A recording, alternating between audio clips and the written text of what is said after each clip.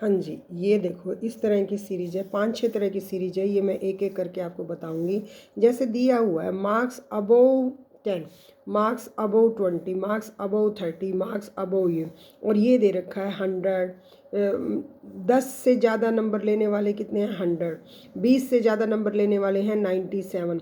तो ये देखो 20 और 10 के बीच में डिफरेंस है ना बेटा। और जैसे ही 20 और 30, 20 नंबर लेने वाले तो 97 बच्चे हैं, और 30 नंबर लेने वाले, तो इसका मतलब इनके बीच में इंटरवल क्रिएट कर सकते हैं हम। इनमें डिफरेंस कितने का है, 10-10 का है। तो इट मीन्स मैं कहाँ से, 10-10 का है तो 10 और 20 में नंबर लेने वाले कितने बच्चे हुए कि हम 100 में से 97 घटा देंगे तो हमारे पास कितना आ जाएगा, 3 आ जाएगा। सिमिलरली यहाँ से हमारे पास 20 से लेकर, उसने अबव कहा है इसलिए हम 0 से 10 नहीं चले हैं, ठीक हो गया। तो यहाँ से 20 से 30 नंबर लेने वाले, 20 से 30 नंबर लेने वाले कितने हैं, देखो 20 और 30 के बीच में डिफरेंस, यानी कि 97 और 90 का डिफरेंस, दैट इज़ 7। इसी तरह से 30 और 40 के बीच का डिफरेंस, 40 और 50 का डिफरेंस। अब हमारे पास देखो 40 और 50 का, मैं 30 और 40 का कहूँ तो क्या हो जाएगा, 30 और 40 के बीच में 90 माइनस में 70, अगले वाला घटाओगे।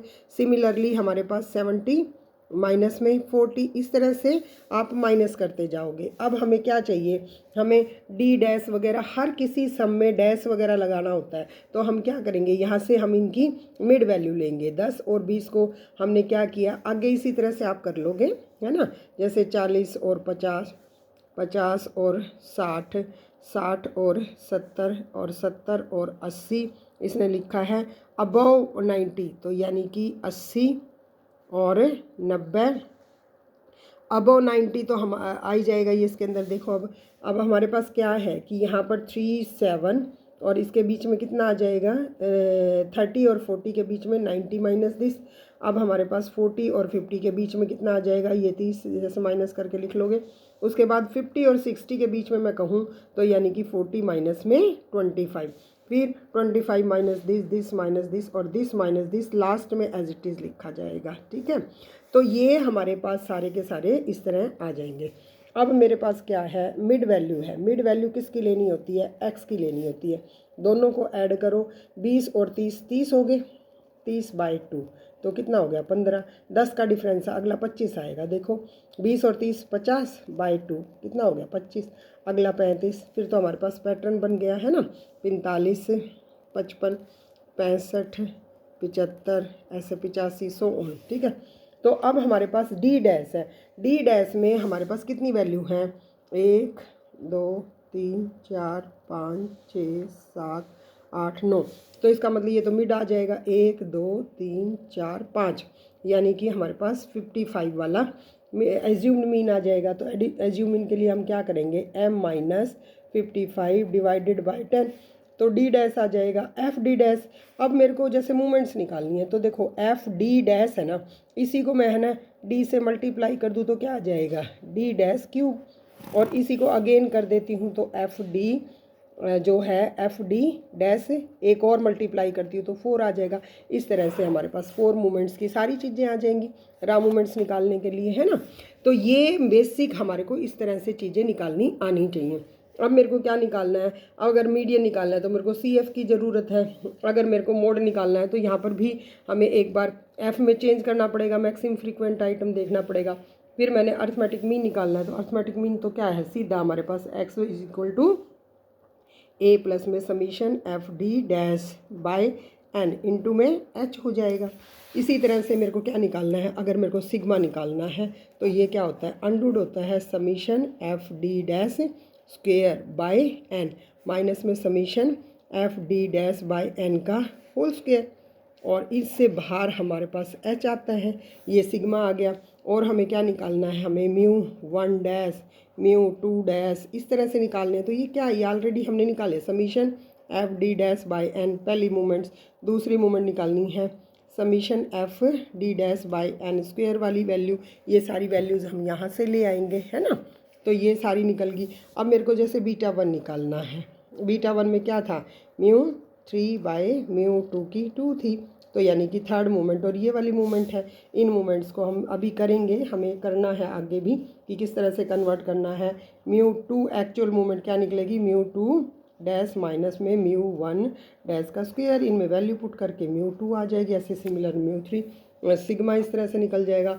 मोड वाली जो है फार्मूले वो आ जाएंगे। तो ये आपको इस तरह से पहले एक चेंज करनी आनी चाहिए। अगर एक बार ये चीज़ें आ गई तो बाकी फिर कोई इतनी दिक्कत नहीं होती बेटा। अब ये देखो यहाँ पर हमारे पास क्या दे रखा है, लेस देन वाली सीरीज़ दे रखी है। ये दे रखी है कैलकुलेट द कोफिशेंट QD यानी quartile deviation, Bowley's coefficient of skewness. Bowley's is dependent on the quartile पे डिपेंड होता है फार्मूला। तो अब हमारे पास लेस देन दे रखा है। तो लेस देन का मतलब देखो, पहले तो ये देखो कि इनका डिफरेंस कितना है, सबका डिफरेंस कितना है, 10-10 का है। तो इसका मतलब हमारे यहाँ लेस देन का है, तो इसका मतलब 0 से 10 स्टार्ट होएगी, 10 से 20। अब लेस देन लेने वाले कितने बच्चे हैं, 8 हैं। ठीक है भाई, हो गए 8 ही हैं हमारे पास। फिर लेस देन 20 लेने वाले 8 माइनस में 8 कर दो, 20 में से माइनस, दैट इज़ 12।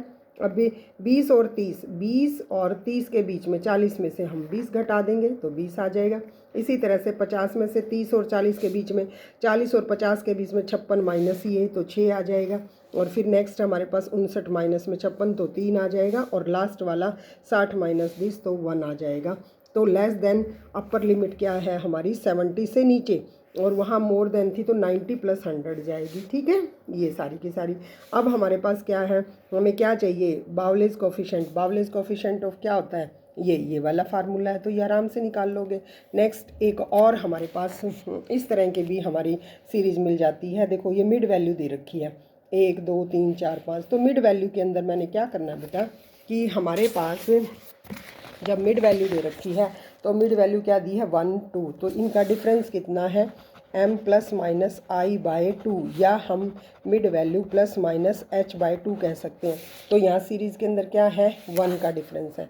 तो इसका मतलब मैं mid value plus minus 1 by 2 करूँ तो 1 बाय 2 क्या होता है, 0.5। यानी m के अंदर 0.5 मैं घटाती हूँ एक बार तो लोअर लिमिट आ जाएगी, और बढ़ाती हूँ तो ये देखो m plus minus h by 2। h मेरे पास कितनी है, h 1 है, तो 1/2। तो यहाँ से हमारे पास 1 में से 0.5 घटाएंगे तो 0.5 आ गया, और हम 1 के अंदर 0.5 जोड़ेंगे तो 1.5 के सामने कितनी है, 2 है।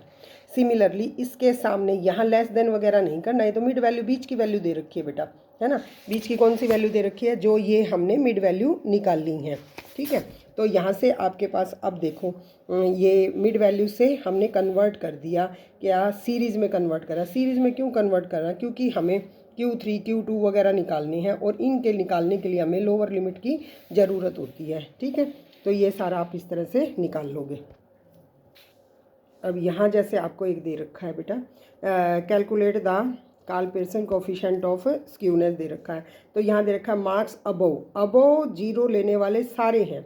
तो 0 से 10, 10 से 20 बनाएंगे, तो यानी कि 0 और इसके बीच में इन दोनों का डिफरेंस कितना है, 150 माइनस में 140, तो कितना आ जाएगा, 10।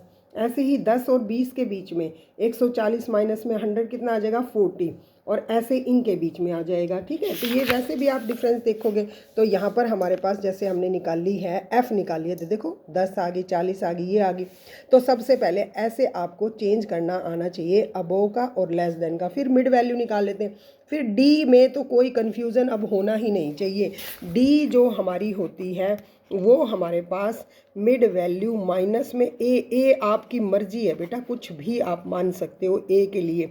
मिड अब जैसे even है 3 4 5 6 7, तो आप कहोगे मिड कौन सी मानूं, ये भी मान सकते हो और ये भी मांग सकते हो, ऐसा कुछ नहीं। इन दोनों के बीच का भी 5.5 भी ले सकते हो अगर एकदम मिड का लेना चाहते हो, तो इसलिए कोई ऐसी प्रॉब्लम नहीं है सच।